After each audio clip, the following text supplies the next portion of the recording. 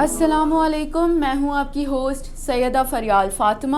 قائم T V کی جانب سے پروگرام دین اور دنیا میں خوش آمدید۔ آج ہم آپ کے پاس ایک اور نیا پروگرام لے کر آئے ہیں جس میں ہم ڈسکس کریں گے دنیا کے موضوعات کے بارے میں کہ جن کے بارے میں ہمیں جاننا ضروری ہے اور ہمیں ان چیزوں کے بارے میں بات کرنی چاہیے۔ آج ہمارے ساتھ ہماری مہمان ہیں محترمہ عروس فاطمہ رضوی۔ السلام علیکم۔ وعلیکم السلام۔ کیسی ہیں آپ؟ میں الحمدللہ، اللہ کا شکر۔ آج ہم جس موضوع پہ بات کریں گے دین اور دنیا کے حوالے سے وہ ہے انصاف، کہ ہمیں اس دنیا میں رہتے ہوئے، ہم اس دور میں رہتے ہوئے انصاف کی ان منزلوں پر پہنچ پا رہے ہیں کہ جس کا حکم ہمیں ہمارے رسول نے، ہمارے آخری رسول نے، اور ہماری قرآن، ہماری جو آخری کتاب ہے، اس کتاب نے ہمیں جن منزلوں پر عدل کی پہنچنے کا حکم دیا ہے، کیا ہم ان حکم تک پہنچ پا رہے ہیں؟ جی، بسم اللہ الرحمن الرحیم۔ اعوذ باللہ من الشیطان الرجیم، بسم اللہ الرحمن الرحیم۔ الحمدللہ رب العالمین، والصلاة والسلام علی اشرف الانبیاء والمرسلین، ونبینا وحبیب قلوبنا وشفیع ذنوبنا وطبیب نفوسنا سیدنا و مولانا ابی القاسم محمد صلی اللہ علیہ وآلہ وسلم واہل بیتہ الطیبین الطاہرین المعصومین المظلومین ولعنۃ اللہ علی اعدائہم اجمعین۔ سب سے پہلے بہت شکر گزار ہوں آپ کے اور قائم ٹی وی کے کہ جنہوں نے ایک بہترین موضوع کے حوالے سے مجھے یہاں دعوت دی، اور جس طرح کے دین اور دنیا ہمارے یہاں سمجھا جاتا ہے کہ دین الگ ہے اور دنیا بالکل مختلف ہے، تو ایسا نہیں ہے، بلکہ دین وہ دین ہم کہیں کہ دراصل انسان کو جینے کا ڈھنگ سکھاتا ہے۔ بالکل، دین دراصل شریعت جو قرآن کی صورت میں ہمارے پاس موجود ہے وہ ہمیں بتاتا ہے کہ جینے کا سلیقہ کیا ہے، وہ ہمیں سکھاتا ہے کہ دنیا میں زندگی گزارنے کا ڈھنگ کیا ہے، اس دنیا میں کیوں آئے ہو۔ لہٰذا تمام کی تمام ہماری زندگی جو ہے وہ دین سے وابستہ ہونی چاہیے، اور ہماری دنیاوی زندگی میں بھی تمام تر چیزیں جو ہیں ہم دین سے ہی لیں اور اس سے حاصل کریں۔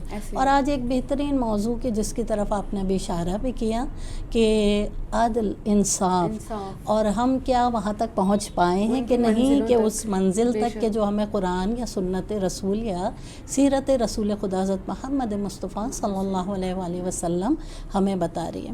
تو دیکھیں، عدل اصل میں ہے کہ اگر میں عدل کی تعریف آپ کے سامنے کروں تو عدل ایک ضابطہ اخلاق ہے۔ ہم دیکھیں کہ ایک خاص مقام عدل کو حاصل ہے، اور خدا کی ایک صفت جو ہے وہ ہے عدل۔ خدا خود عادل ہے اور اس کی ایک صفت ہے عدل، اور قرآن میں عدل کو بہت زیادہ اہمیت دی گئی ہے، بہت زیادہ گفتگو کی گئی ہے خدا کی جانب سے، اور انصاف کے معنی بہت زیادہ مختلف مراحل میں بیان بھی کیے گئے ہیں۔ جس طرح ہم دیکھتے ہیں کہ خدا حکم دیتا ہے کہ ہمیشہ اپنے ہر کام میں عدل کا جو ہے مظاہرہ کرو، اور خدا حکم بھی دیتا ہے۔ اچھا، عدل کے معنی کیا ہے؟ حقیقی معنی یہ ہے کہ اگر ہم دیکھیں اصطلاحی یا لغوی معنی میں تو جس کا جو حق بنتا ہے اس کو دینا، لیکن یہاں مجھے بہت معذرت کے ساتھ یہ کہنا پڑتا ہے کہ آج ہمارا معاشرہ جو ہے اس عدل و انصاف سے بہت دور ہے۔ ہم دیکھتے ہیں کہ وہ عدل و انصاف کہ جس کے لیے پروردگار عالم نے تمام نبیوں کو بھیجا تاکہ دنیا میں وہ عدل و انصاف کا معاشرہ قائم ہو۔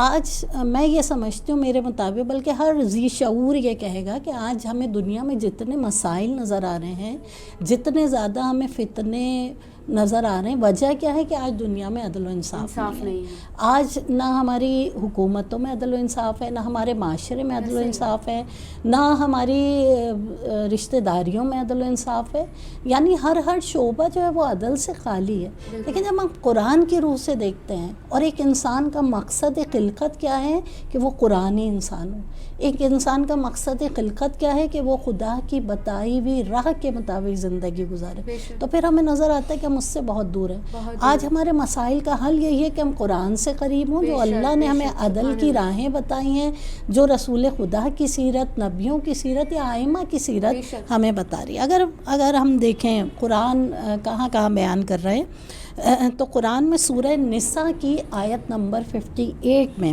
ارشاد رب العزت ہو رہا ہے خدا تمہیں حکم دیتا ہے کہ امانتیں ان کے حقداروں کو پہنچا دو اور لوگوں کے درمیان فیصلہ کرو تو عدل کے مطابق فیصلہ کرو. خدا تمہیں اچھی نصیحت اور واعظ کرتا ہے, خدا جاننے والا اور سننے والا ہے. سبحان اللہ, سبحان اللہ. یعنی خدا نے یہاں ایک پیغام دیا. کیا پیغام دیا؟ کہ امانتوں کے بارے میں. آج ہمارے معاشرے میں جو اتنی ہم دیکھیں نا پستی ہے, یہ کیوں ہے کہ آج ہم امانتوں میں عادل نہیں ہیں. اور بات یہ ہے کہ کوئی اس بارے میں بات کرتا بھی نہیں ہے, مطلب لوگوں کے لیے ایک عام سی بات ہے. بالکل بالکل, ہم مطلب اس بات تک پہنچ ہی نہیں پا رہے, ہم سمجھ ہی نہیں پا رہے کہ قرآن ہمیں کیا حکم دے رہا ہے. آئمہ کی سیرت, رسول کی سیرت جو ہمیں بتا رہی ہے, تو خدا تو زندگی کے ہر چھوٹے سے چھوٹے شعبے کی بھی ہماری ہدایت کر رہا ہے. اور کہاں پھر عدل و انصاف جیسا مرحلہ کہ جس سے گزرنے کے لیے ہر انسان کو خدا ہدایت دے رہا ہے. مطلب امانت میں خیانت, آج معاشرے میں ہم دیکھتے ہیں کہ امانت میں خیانت بہت زیادہ عام ہے. کوئی کسی کے حق کو کس طرح آسانی سے غصب کر لیتا ہے, لیکن خدا یہاں پہ ارشاد فرما رہا ہے کہ نہیں, خدا تمہیں حکم دے رہا ہے کہ امانتیں ان کے حوالے کرو. یعنی یہ الہی حکم ہے, خدا کا حکم ہے کہ جس کے ہمیں عمل کرنا چاہیے. اور پھر خدا آخر میں بتا رہا ہے کہ بے شک خدا جاننے والا بھی اور سننے والا بھی. ایسا نہیں ہے کہ ہم یہ سمجھ لیں کہ کوئی ہمیں دیکھ نہیں رہا اگر ہم عدل و انصاف سے کام نہیں. وہ خدا کہ جو انسان کی شرک سے زیادہ قریب ہے, وہ انسان کے ہر عمل سے واقف ہے. یہ جس طرح کہ میں نے کہا کہ امانت کے حوالے سے خدا ارشاد فرما رہا ہے. ایک اور مقام پر خدا جو ہے اس دنیا کے بارے میں اپنی عدالت کو بیان کر رہا ہے. سورہ آل عمران کی آیت نمبر 20 میں خدا ارشاد فرما رہا ہے کہ اس عالم میں خدا عدالت قائم کیے ہوئے. آپ دیکھیں کہ اس عالم میں جب ہم نگاہ کرتے ہیں تو ہمیں نظر آتا ہے کہ اس پوری دنیا میں خدا کا عدالت کا نظام جو ہے وہ قائم ہے. اگر یہ خدا کا عدالت کا نظام نہ ہو تو پوری دنیا میں فساد ہو جائے. ہر چیز جو ہے اس کو اس کا حق خدا نے دیا ہے اور اسی طریقے سے یہ عدالت میں قائم کیا ہے. یتیموں کے ساتھ خدا حکم دے رہا ہے کہ عدالت سے کام لو. کس طریقے سے کہ ہم دیکھتے ہیں سورہ نساء کی آیت نمبر 127 میں خدا ارشاد فرماتا ہے کہ یتیموں کے ساتھ عادلانہ برتاؤ کرو. آج ہمارا معاشرہ کیوں پستی کی طرف, ہم حقوق الناس کی ادائیگی نہیں کر رہے, غور ہی نہیں کرتے. خدا ہر شعبے میں بتا رہے ہیں عدل سے کام لینا. یتیموں کے ساتھ کتنا اہم ہے, کتنا مہم مرحلہ ہے کہ آج ہمارے معاشرے میں غریب تر ہے, امیر تر ہے, کیونکہ وہ جو راہیں ہمیں دکھائی گئیں, جو قرآن کے ذریعے, جو سنت کے ذریعے, جو سیرت ائمہ اہل بیت کے ذریعے, ہم ان سے دور ہیں. سننے کی حد تک تو ہم نے بہت زیادہ محفوظ کی ہوئی ہے ہر چیز, لیکن جب عملی میدان میں ہم قدم رکھتے ہیں تو ہم بہت دور نظر آتے ہیں. اسی طرح ایک معاشرے میں ہمیں نظر آتا ہے کہ جہاں ہمارے بہت خرابی ہے اور جس کی وجہ سے ہمارے معاشرے میں بے برکتی بھی ہے, جس کی وجہ سے ہم بہت زیادہ فتنہ و فساد میں مبتلا ہیں, وہ کیا ہے, ناپ تول میں کمی ہے. اب دیکھیے اگر یہ اتنی اہم چیز ہے کہ ایک قوم کے اوپر خدا عذاب نازل کرتا ہے صرف اس لیے کہ وہ ناپ تول میں کمی کیا کرتے تھے. اور یہاں خدا سورہ انعام کی آیت نمبر 152 میں ارشاد فرما رہا ہے کہ انصاف کے ساتھ ناپ تول کرو. یعنی خدا ہر چیز کے مطابق حکم دے رہا ہے کہ اس میں عدل بہت ضروری ہے. بتایا ہوا ہے پروردگار عالم نے, لیکن ہم ان چیزوں پر غور نہیں کرتے. وہی جیسے کہ ہمارا پروگرام کا موضوع ہے کہ کیا ہم ان راہوں تک پہنچ رہے ہیں. نہیں, اگر بہت معذرت کے ساتھ اگر ہم اس کا دیکھیں اور اپنے معاشرے کی طرف نگاہ ڈالیں تو آج ہماری پستی, آج ہمارے تمام جو فتنے فساد وہ کس وجہ سے, کیونکہ ہم قرآن سے دور ہیں, کیونکہ ہم سیرتوں سے دور ہیں. وہ جو ہمیں راہ دکھائی گئی تھی, جو ہماری کامیابی کی راہ تھی, وہ دین کی راہ, اس سے ہم دور ہو گئے. لہٰذا ہمارے لیے بہت زیادہ یہاں پہ مشکلات ہیں. ایک اور مقام پہ مومنین اور میں صلح کرنا اور عدل کرنا, ہم دیکھتے ہیں معاشرے میں صلح کا نظام نہیں ہے. آپ یہ دیکھیے کہ اگر کسی میں کوئی خدا نہ کرے فساد ہو جاتا ہے تو دو لوگ مزید اس فساد کو بڑھا رہے ہوتے ہیں. لیکن کیا حکم مل رہا ہے ہمیں قرآن کی روح سے؟ جب ہم دیکھتے ہیں سورہ حجرات کی آیت نمبر 9 میں خدا ارشاد فرما رہا ہے کہ صلح کرا مومنین کے گروہ میں, انصاف سے کام لو کیونکہ خدا انصاف کرنے والوں کو دوست رکھتا ہے.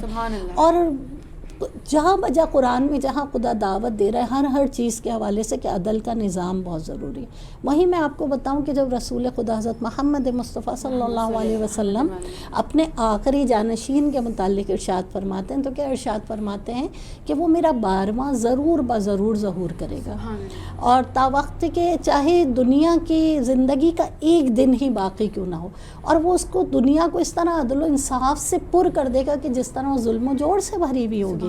لہٰذا امام کے آنے کا جو ایک بنیادی مقصد یہاں پہ کیا بیان کیا گیا ہے کہ دنیا ظلم و جور سے بھری ہوئی ہوگی اور وہ آ کے انشاءاللہ کہ عدل و انصاف کو قائم کریں گے. تو یہاں سے ہمیں پتہ چلتا ہے کتنا اہم ہے عدل سے کام لینا، کیونکہ اگر میری ذات کے اندر عدل نہیں ہے تو کیا میں اس آنے والے امام کا ساتھ دے سکتی ہوں؟ کیونکہ جو عدل کے نظام کو رائج کرے گا.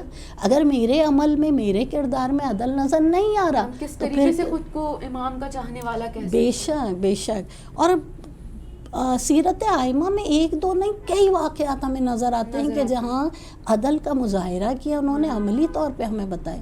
مولا کائنات امیر المومنین حضرت علی ابن ابی طالب علیہ السلام کہ جب آپ ظاہری خلیفہ ہو اور آپ کے بھائی جناب عقیل آپ کے پاس آتے ہیں کہ میں کثیر العیال ہوں، بیت المال آپ کے پاس ہے تو آپ مجھے زیادہ عنایت کیجئے. لیکن دیکھیے وہ مولا کائنات کہ جو اپنی شدت عدالت کی بنا پر مسجد کوفہ میں شہید کیے جاتے ہیں، وہ مولا کیا ارشاد فرماتے ہیں کہ قمبر ایک لوہے کی سلاخ کو گرم کرو، اور جب وہ لوہا گرم ہو جاتا ہے تو اپنے بھائی جناب عقیل کے ہاتھ کے پاس لے کر آتے ہیں، اور جناب عقیل فرماتے کہ میں نے تو آپ سے بیت المال سے کچھ رقم مانگی اور آپ کیا مجھے اس آگ کی حرارت سے کرا رہے؟